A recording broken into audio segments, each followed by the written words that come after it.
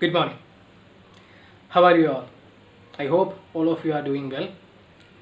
Friends, today I am before you with a new topic, that is dividend decisions. So in this video, we will have an introduction about dividend decisions and the dividend policy. So we will go through all these topics, and without wasting much time, we can move on to the video. So we can discuss about the introduction to the dividend decisions. So first of all, we can have an introduction to the term dividend. We all know that all firms works for making profit, because profit is essential for the survival of any kind of business. So a firm will have two options: either it can incur loss or it can make profit. So if the firm makes profit, is that that profit amount is the real earnings of the company? No. When a company make profit, the depreciation and tax should be deducted from that profit. Then we will get the real earnings of the company or the real earnings of the firm. So when depreciation and tax is deducted from the profit, we will get the real earnings. So that earnings belong to shareholders. But the entire earnings will not be distributed to the shareholders. Normally, management can decide what portion of the earnings should be distributed to shareholders and what portion should be retained. So, in short, the portion of the after-tax profit which is distributed to the shareholders is known as dividend. So, the portion of after-tax profit, that means the portion of the earnings. So, with the real earnings of the firm, and management can either give away a portion of the earnings as dividend to the shareholders, and a portion can be retained. So the portion of the earnings, the portion of the after tax profit which is distributed to the shareholders is known as dividend. Now we can see the dividend decision. What do you mean by dividend decision? Dividend decision simply means to decide what portion of the earnings should be distributed to shareholders. That is dividend decision. Normally, it is to decide what to do with the earnings. Normally, when a company earns profit, the depreciation and tax is deducted from it, then we will get the real earnings of the company. Normally, the management has got two options to do with this earnings. The earnings can be paid out as dividend, and the earnings can be kept as retained earnings. These two things will be beneficial to the shareholders in two different ways. If the earnings is distributed to the shareholders as dividend, then it will add to the wealth of the shareholders immediately. But if the earnings are kept as retained earnings for reinvestment in business, then it will add to the wealth of the shareholders not immediately but in the future as capital gains. So the management has got two decisions, two options in order to select what to do with these earnings. Either the management can pay out this earnings as dividend, or it can retain these earnings for reinvestment. So what do you mean by dividend policy? Each and every firm should have a correct dividend policy, because the dividend policy is very crucial and it will affect the value of the firm. So the dividend policy is a very crucial thing. And what you mean by dividend policy?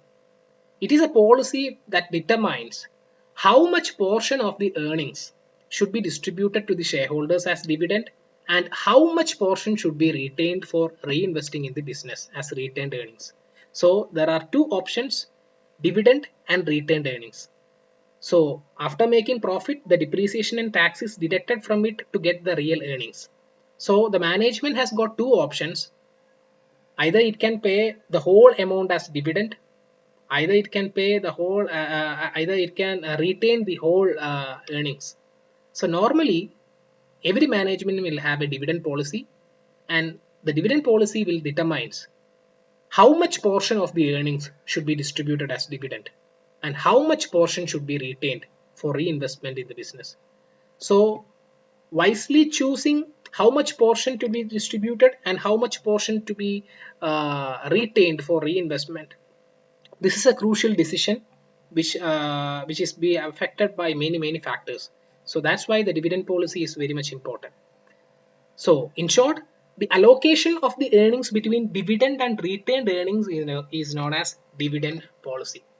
Now we can see the different factors that affects a dividend policy.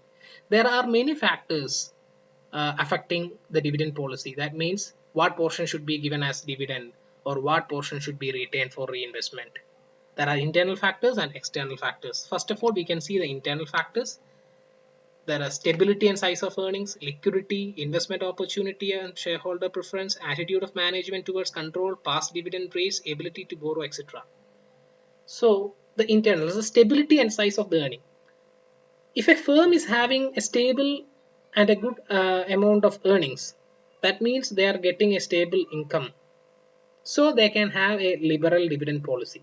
That means the major portion of the earnings can be paid out as dividend itself because they are getting a stable income. That's why they can no need to worry about the future and no need to retain money for reinvestment in the business because they are getting a stable income. So they can give out, they can have a liberal dividend policy. They can give more earnings as a dividend. Liquidity of funds. Liquidity of funds means it is very important that even though a company is making a huge profit, sometimes they may not have liquid cash in with them. So it is very important for a company to have liquidity of funds. So if a firm is not having liquidity in terms of their funds, definitely they should opt more retaining the earnings. A company which is having less liquidity, definitely they will not give their earnings as dividend. They should retain more money for reinvestment. And investment opportunity and preference shareholders. If a company is having a lot of investment opportunity in front of them, then definitely they should not pay out the earnings as dividend. They should retain the earnings for reinvestment in the other business opportunity. So attitude of management towards control. That means a management which always needs control, then definitely they will not depend upon debt and all things.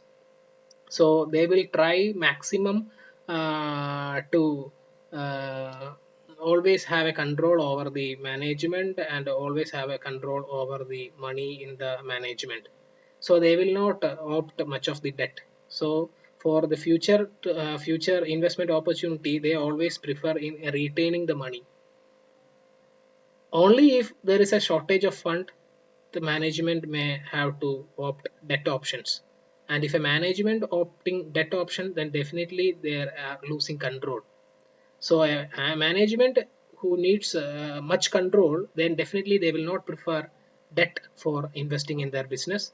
So normally they will pay only a small amount as dividend and most of the earnings will be retained.